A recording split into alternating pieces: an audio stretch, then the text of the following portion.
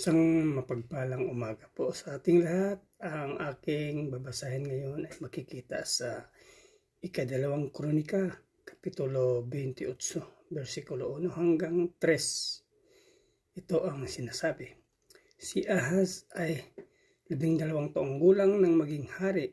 Sa Jerusalem siya tumira at naghari siya roon sa loob ng 16 na taon. Gumawa siya ng masama sa paningin ng Panginoon, hindi katulad ng ginawang kanyang ninuno na si David. Sumunod siya sa pamumuhay ng mga hari ng Israel at gumawa ng metal na mga imahen ni Baal. Nagsunog siya ng mga handog sa lambak ng Ben Hinnom at inhandog niya mismo sa apoy ang kanyang mga anak na lalaki. Sinunod niya ang kasuklam-suklam na mga kaugalian ng mga bansang pinalayas ng Panginoon sa pamamagitan ng mga Israelita. Yan lang po. Maraming salamat. God bless.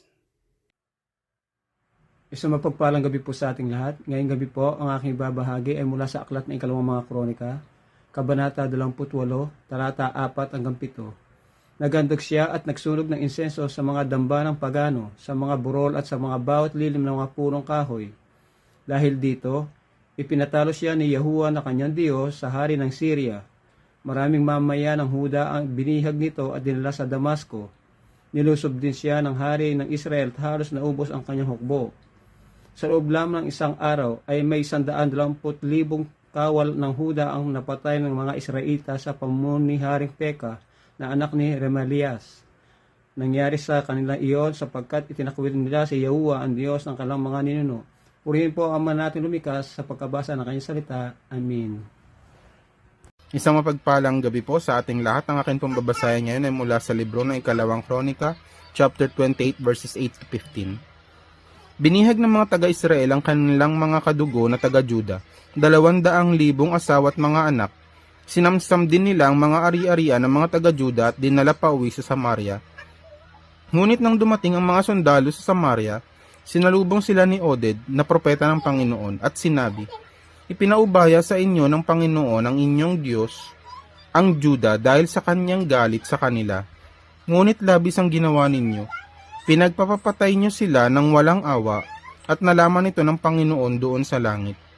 At ngayon, gusto pa ninyong alipinin ang mga lalaki at mga babae na mula sa Jerusalem at Juda. Hindi ba't may kasalanan din kayo sa Panginoon na inyong Diyos? Makinig kayo sa akin. Galit na galit ang Panginoon sa inyo. Kaya pabalikin niyo ang inyong mga kadugo sa inyong binihag." Ganito rin ang sinabi ng ibang mga pinuno ng Israel sa mga sundalo na dumating galing sa labanan. Ang mga pinuno ay sina Azarias na anak ni Johanan, Berekias na anak ni Meselemot, Jehiskiyas na anak ni Salum, at Amasa na anak ni Hadlay.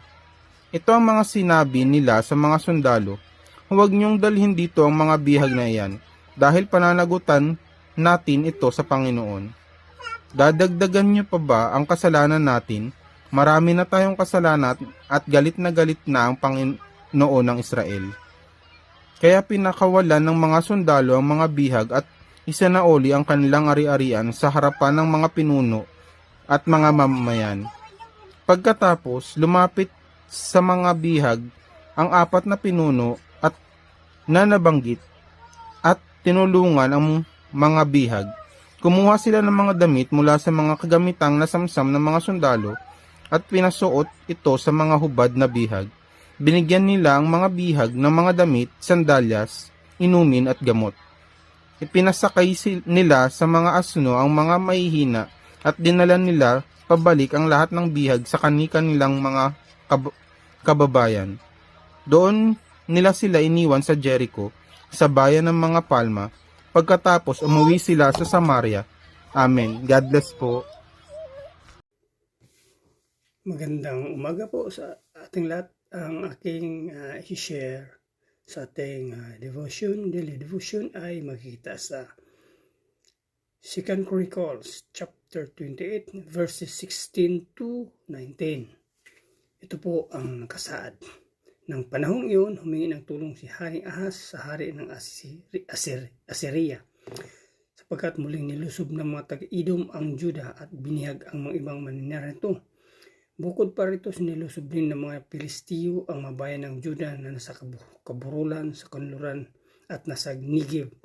Naagaw nila ang Bet Shemesh, Ayalon, Giderot, Soko, Timna at Gimzo, pati ang mga baryo sa paligid nito.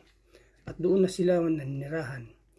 Ibinaba ng Panginoon ang Juda dahil hinikayat ni Haring Ahas ang mamamayan sa paggawa ng kasamaan.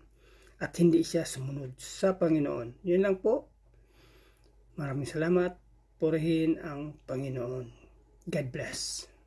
Hello po, good afternoon. Ang aking Bible verse for today is from 2 Chronicles chapter 28 verses 20 to 23. Sa halip na tumulong, kinalaban at ginulo pa ni Tiglat-Pileser na hari ng Assyria si Ahaz. Kaya't kinuha ni Haring Ahaz ang mga kayamanan sa templo at sa palasyo ng hari, sa bahay ng mga opisyal, at ibinigay sa hari ng Assyria. Ngunit hindi rin nakatulong sa kanya ang ginawa niyang ito. Lalong nagkasala laban kay Yahweh si Haring Ahaz sa panahon ng kanyang kagipitan. Nagandog siya sa mga Diyos-Diyosan sa Damasco, ang bansang tumalo sa kanya. Sinabi ni Ahaz, ang mga Diyos na mga hari sa Syria ang tumulong sa kanila. Kaya doon ako maghahandog upang ako'y tulungan din. Ito ang nagpabagsak sa kanya at sa bayang Israel. Amen. Ang mabuting balita ng ating Panginoon. Rin po ang Panginoon sa panibagong araw sa ating buhay na tayo po ay nakapagpatuloy sa devotion na ating pong ginagawa. At tayo po ay nasa 2 Chronicles chapter 28 verse 24 to 27. Sabi po dito, kinuha ni Ahaz ang mga kagabitan sa templo ng Diyos at ipinadurog ito. Ipinasara niya ang pintuan ng templo at nagpatayo siya ng mga altar sa bawat kanto ng Jerusalem. Nagpatayo rin siya ng sambahan sa matataas na lugar sa lahat ng bayan sa Juda para makapaghandog sa ibang mga Diyos, at labis itong nakapagpagalit sa Panginoon, ang Diyos ng kanyang mga ninuno. Ang iba pa mga salaysay tungkol sa paghahari ni Ahaz at sa kanyang pag-ugali mula sa simula hanggang sa katapusan ay nakasulat sa aklat ng kasaysayan ng mga hari ng Juda at Israel. Nang mamatay si Ahaz, inilibing siya sa lungsod ng Jerusalem pero hindi sa libingan ng mga hari ng Israel. At ang anak niyang si Hezekiah ang pumalit sa kanya bilang hari. So dito makikita po natin, talagang yung ginawa ni Ahaz ay talaga pong labis ito nakapagpagalit sa Panginoon. At nakita po natin kung ano yung nangyari doon sa kanyang buhay. Nung nagalit sa kanyang Panginoon, talagang hindi po naging maganda yung kanyang buhay. And even na kahit siya ay hari, na dapat ilibing sa libingan ng mga hari, ay hindi po ito nangyari. So ibig sabihin, may mga bagay pala na dapat mangyari sa iyong buhay na dapat ibigay sa iyo yung karapatan, ay hindi po ito nangyayari, dahil sa hindi siya sumunod sa Panginoon, bagkus ay ginalit pa niya yung Panginoon. So pinapakita lamang po dito na wag po nating kakalabanin ang Diyos, sapagkat siya po ay makapangyarihan, siya po ang may kapitan lahat at pwede niyang gawin anuman yung gustuhin niya, at no one can stop. So, ang pwede po nating gawin ay talaga pong sumunod ayon sa nais ng Panginoon, sapagkat siya ay mananatiling Diyos kahit hindi tayo sumunod. Pero kapag tayo ay nawala, hindi tayo sumunod sa Kanya, ay grabe po yung magiging sitwasyon ng ating buhay. Magkakaroon po talaga ito ng kapahamakan. So, lagi po nating itanim sa ating isip yung nangyari dito kay Ahaz. Isang patutuo, na kapag ang Panginoon ay nagalit po sa atin, siguradong may kahantungan yung ating buhay na hindi maganda. So, purihin po ang Panginoon, and God bless everyone.